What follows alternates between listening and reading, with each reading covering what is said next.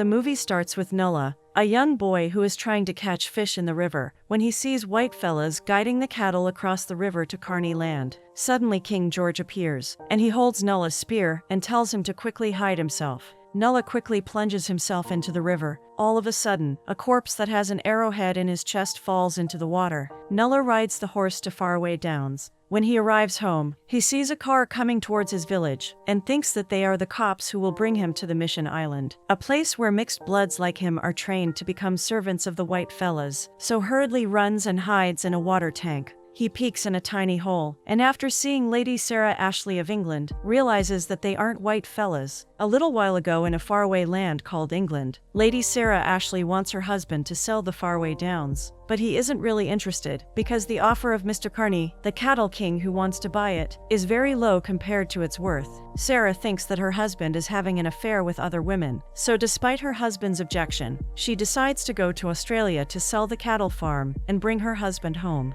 Her husband writes a letter that he cannot meet her because of his busy schedule, so he just sends his trusted man nicknamed the Drover.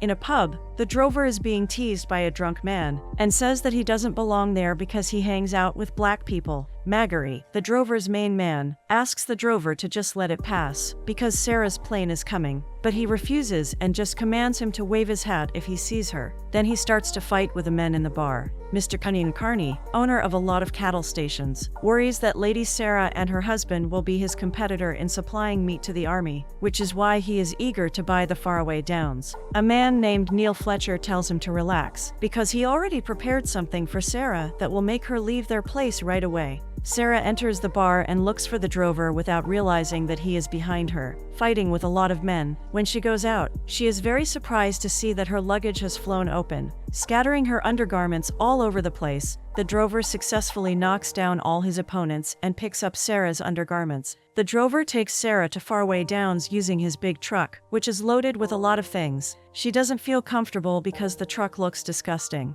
Margery and his cousin come along with them too. Lady Sarah is amazed upon seeing kangaroos for the first time, when all of a sudden Margery's cousin shoots the kangaroo and loads it on the top of the truck. Sarah is speechless as she stares at the bloodstains on the windshield. The next morning, a woman with a truck being pulled by camels arrives and pushes a drunk man named Kipling Flynn out of her truck to ride the drover's truck. The drover tells Sarah that he is her accountant. An Aboriginal girl runs and greets Drover on the side of the truck. She asks if the drover would like to stop by for a while, but he responds that he needs to deliver things first, then asks for a kiss and bids goodbye. Sarah tells the drover that he and her husband share the same interest. The drover thinks that Sarah is referring to breeding animals. Then the two get into an argument, for Sarah assumes that the drover exploits Australian women and would like to make her one of his victims. The drover gets offended and exclaims that he would not choose Sarah, even if she's the only woman left in Australia. They finally arrive in Faraway Downs. It seems like something's off, so the drover gets out of the truck and tells Sarah not to go down, but she still gets out of the truck and goes inside the house, despite the drover's restraint.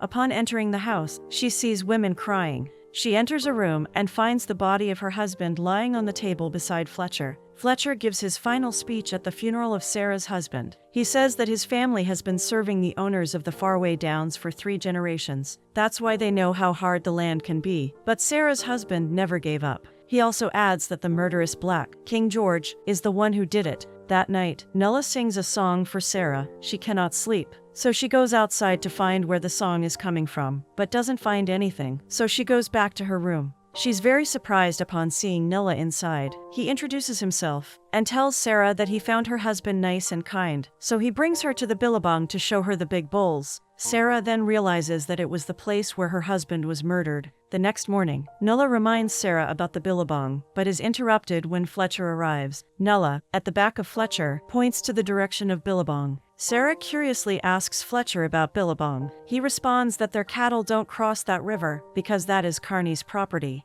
Sarah tells Fletcher that Nulla is the one who told her the story, so he calls Nulla and whispers that he will beat his mother if he ever speaks another word to Sarah. Nulla's mother goes outside, very scared, and tells that her son might have mistaken Carney's cows for their own. When they are about to leave, Nulla goes up to the windmill and shouts that Fletcher is a liar. Nulla successfully makes the windmill work, which surprises all of them, because Fletcher tells them that the windmill has not worked for years. Fletcher runs after Nulla and begins hitting him. When Nola's mother and grandmother interfere, he begins hitting them as well. Sarah tries to stop Fletcher by smacking him with a riding crop, then fires him. Fletcher threatens her that he will leave with his men, and no one will be in charge of her land, but Sarah's decision is final. He asks Flynn to go with him, but he decides to stay with Sarah. Sarah wonders why Fletcher blocked the water pump, so she goes to Flynn's room and demands the truth. Flynn shows her a ledger that contains information about the bankruptcy of their company. However, he shows another ledger that has the lists of the unbranded fat cows that Carney steals. Sarah also realizes that Nola is Fletcher's son. She wants to go to the authorities to inform them of the truth, but Flynn warns her that Carney is the authority, so he suggests she follow her husband's plan to sell the cows to the army, to break Carney's monopoly, use the profits to help Faraway Downs recover, then go back to London and live peacefully.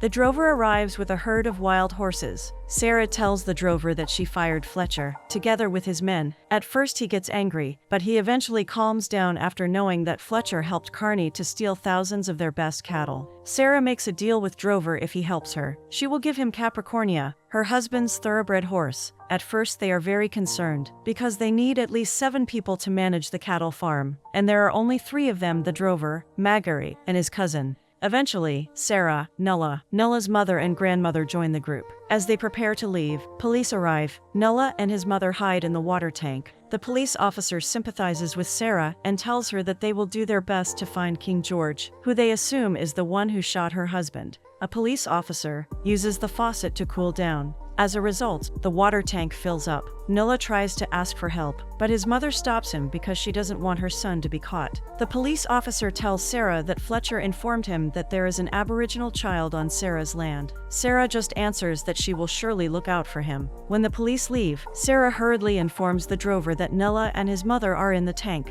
He hurriedly gets up to it, but unfortunately, Nola's mother is already deceased. Sarah tries to comfort Nola by telling him the story of the Wizard of Oz. She then sings the song, "Somewhere Over the Rainbow." Even if she isn't good at singing, Nola likes the song. It brings back his courage and determination in helping Sarah get the fat cattle into the metal ship. The next day they start their journey in bringing the cattle to Darwin. Back in town, Carney encourages the captain to sign the contract that will allow them to supply beef to the army, but the captain refuses to sign it right away, because he receives news from the Air Force that they spotted a big mob of cattle crossing the Marmont River. They think that someone must be helping Sarah, so they should act fast so they do not get that far. Sarah hears a chanting. The drover informs her that Magari and his cousin are singing to calm the cattle, so she needs to learn it, because she must sing during her shift. The drover gives each of them a schedule to watch the cattle, but Sarah opposes the idea of Nola working. The drover informs her that when he was at his age, he was already manning an outstation, and reminds Sarah of the rules, that everyone should follow his orders.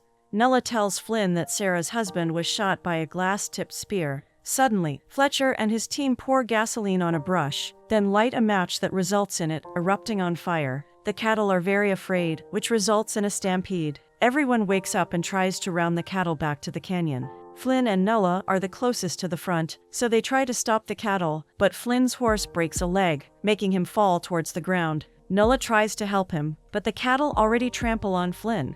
Nola is already at the edge of the cliff. He focuses and looks directly to the eyes of the cattle, then sings a chant together with King George. Magically, the cattle stop. Nola loses consciousness, but Sarah catches him. The drover goes to Flynn, who is very hurt. Before he passes away, he gives the drover his harmonica, and then confesses that Nola told him the secret behind Sarah's husband's demise. After that, he closes his eyes for the last time. The drover talks to Sarah that the last thing Flynn told him was that her husband was shot by a glass-tipped spear, and assumes that Fletcher is trying to put the blame on King George, but he doesn't have proof yet. They decide to continue their journey to Darwin. Later that night, they get Flynn's rum and give a toast for him. The cook sings and plays a guitar, so Sarah asks the drover to dance under the tree. They look at each other and eventually share a kiss, but are interrupted by Nola, who is at the top of the tree. The drover shares that he used to be married, but his wife had tuberculosis.